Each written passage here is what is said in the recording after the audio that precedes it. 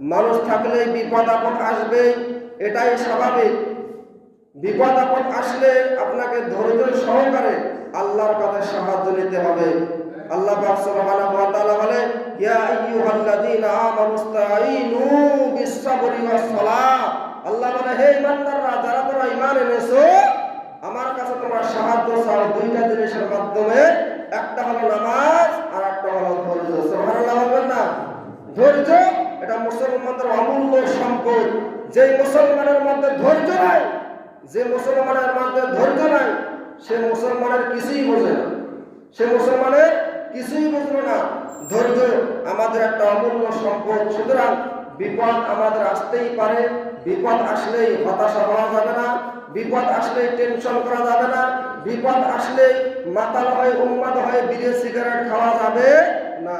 আচ্ছা বলো, অনেকে প্রেমে শাখা খেয়ে অথবা বিপদ আপদ আসলেই অনেকে কি করে মদ খায়, নাউজুবিল্লাহ, খায় কি খায় না?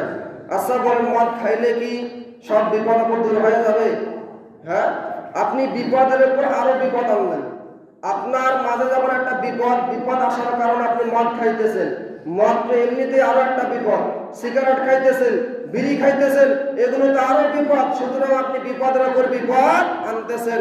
মুসলমান হিসেবে আমাদের দায়িত্ব, আমাদের মাঝে যখন বিপদ আসবে আমাদেরকে মনে করতে হবে নিশ্চয়ই আল্লাহ তাআলা আমাকে পরীক্ষা করতেছে। যেহেতু আল্লাহ বলেছেন, ওয়ালা নাবলুওয়ান্নাকুম বিশাইইন মিনাল খাউফি ওয়াল জুউ'i ওয়া নাকসিন মিনাল আমওয়ালি ওয়াল আনফুসি ওয়াস সামারাত ওয়াবাশশিরিস সাবিরিন।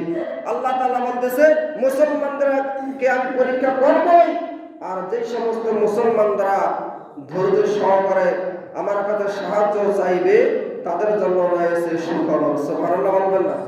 এজন্য ভাইরা আমার, আজকের এই ঘটনা থেকে শিখলাম, আমাদের মাঝে যতই বিপদ আসুক না কেন, কখনো মদ হাতে নেব না, বিড়ি সিগারেটও হাতে নেব না। কাজ কি হবে?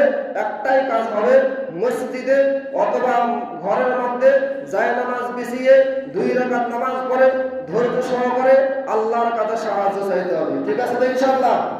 ঠিক আছে তো ইনশাআল্লাহ? তাহলে সময় শেষ হয়ে গেছে, আজকে দেরি করে আসছি। তাহলে নেতা বানানোর জন্য 1 নম্বর গুণ হতে হবে, নেতার তাকওয়া দেখতে হবে।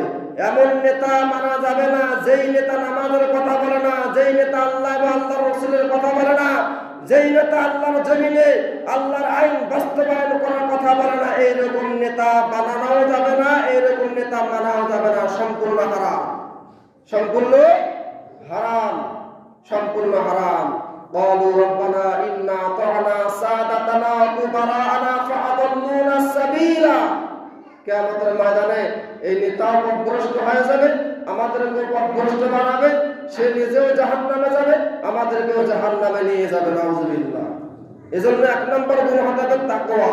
যদি নেতার তাকওয়া ভালো থাকে, নেতার চরিত্র ভালো থাকে, জনগণের চরিত্র, সদস্যদের চরিত্র, কর্মীদের চরিত্র ইনশাআল্লাহ অটোমেটিক ঠিক হয়ে যাবে। যেহেতু আমার নেতা কি ভালো, নেতা আমার চরিত্রবান। সবাই শেষ।